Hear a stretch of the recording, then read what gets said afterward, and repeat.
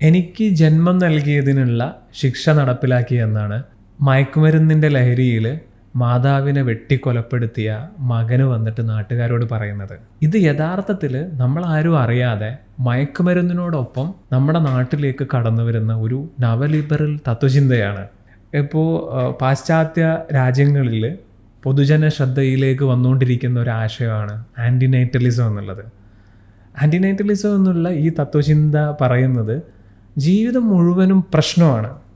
അപ്പോൾ ഇനി മനുഷ്യ സമൂഹം പ്രത്യുൽപാദനം നിർത്തണം, അങ്ങനെ ഗ്രാജ്വലി മനുഷ്യർ ഭൂമിയിൽ ഇല്ലാതാവണം, എന്നിട്ട് മരങ്ങളും ജന്തുജാലകങ്ങളും മാത്രമായിട്ടുള്ള ഒരു ലോകം സൃഷ്ടിക്കപ്പെടണം. അങ്ങനെ ആകുമ്പോഴേ ഇവിടുത്തെ പ്രശ്നങ്ങൾ പരിഹരിക്കപ്പെടൂ എന്നുള്ളൊരു തത്വചിന്തയാണിത്. ഈ ആന്റിനേറ്റലിസം എന്നുള്ളത് പാശ്ചാത്യ ലോകത്ത് മാത്രം ഒതുങ്ങുന്നതല്ല, ഇന്ത്യയിലേക്കും ഇത് എത്തിയിട്ടുണ്ട് എന്നുള്ളതാണ്. എത്ര പേര് ശ്രദ്ധിച്ചു എന്നറിയില്ല. 2019 ഒരു കേസ് ഉണ്ടായിരുന്നു ബോംബെ ഹൈക്കോടതിയിൽ. മലയാളിയായിട്ടുള്ള റഫേൽ സാമുവൽ പിൽക്കാലത്ത് ബോംബെയിലേക്ക് കുടിയേറി പാർത്തൊരു കുടുംബം. റഫേൽ സാമുവൽ അവൻ്റെ പാരൻസിനെതിരെ ബോംബെ ഹൈക്കോർട്ടിൽ ഒരു കേസ് ഫയൽ ചെയ്തു. ഇൻട്രസ്റ്റിംഗ്ലി അവൻ്റെ പാരൻസ് രണ്ടുപേരും ബോംബെ ഹൈക്കോർട്ടിലെ ലോയേഴ്സാണ്.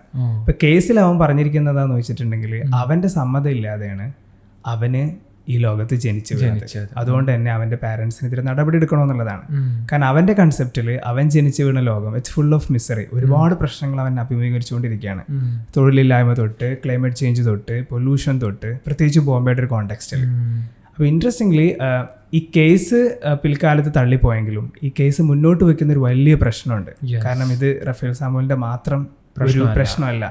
റഫേൽ സാമുവൽ സോഷ്യൽ മീഡിയയിൽ വളരെ ആക്റ്റീവായിട്ടുള്ളൊരു വ്യക്തിയാണ്. ഇന്ത്യയിലെ ആന്റി നേറ്റലിസം മൂവ്മെന്റിന് മുന്നിൽ നിൽക്കുന്ന ഒരു വ്യക്തി കൂടിയാണ്. അപ്പോൾ റഫേലിനെ ഫോളോ ചെയ്യുന്ന ഒത്തിരി പേരുടെ ഒരു പ്രശ്നമായിട്ട് നമ്മൾ ഇതിനെ കാണേണ്ടതുണ്ട് എന്നുള്ളതാണ് ഒരു വസ്തുത.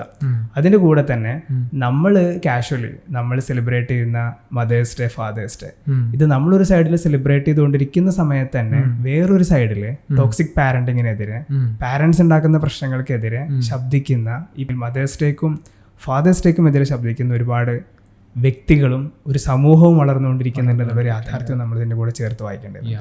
ഇതിലൊരു സമൂഹം എന്നുള്ള നിലക്ക് നമുക്ക് ഒരുപാട് കാര്യങ്ങൾ ലേൺ ചെയ്യാനല്ല, ഒരുപാട് പ്രീക്കോഷൻസ് നമ്മൾ എടുക്കേണ്ടതുണ്ട്. ഒന്നാമത്തെ കാര്യം എന്ന് പറയുന്നത് നമ്മൾ പലപ്പോഴും സീരിയസ് ആയിട്ട് എടുക്കാത്തൊരു കാര്യമാണ് രക്ഷിതാക്കളും കുട്ടികളും തമ്മിലുള്ള ബന്ധം.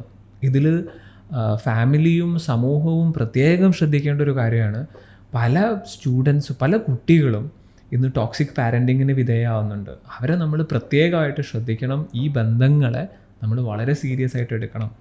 രണ്ടാമത്തെ കാര്യം ഡ്രഗിൻ്റെ ഉപയോഗം വരുന്നത് കൊണ്ട് നേരത്തെ പറഞ്ഞ ആൻറ്റിനേറ്റലിസം ഒരു ഡ്രഗുമായിട്ട് കൂടുന്ന സമയത്ത് ഡ്രഗിനുള്ളൊരു കപ്പാസിറ്റി എന്ന് പറയുന്നത് നമ്മുടെ മനസ്സിൻ്റെ അകത്തുള്ള എല്ലാ ഇമോഷൻസിനെയും അത് സ്റ്റിമുലേറ്റ് ചെയ്യാൻ കഴിയും. അതിലൂടെ നമുക്ക് ചില പ്രതികാരബുദ്ധി വളർത്തിയെടുക്കാനും കഴിയും. അതിലൂടെയാണ് ഇത്തരം കൊലപാതകങ്ങളിലേക്ക് അത് നീങ്ങുന്നത്. അപ്പോൾ ഡ്രഗ് കൊണ്ടുവരുന്ന വലിയ പ്രത്യാഘാതത്തെക്കുറിച്ച് നമ്മൾ അവെയർ ആയിരിക്കണം.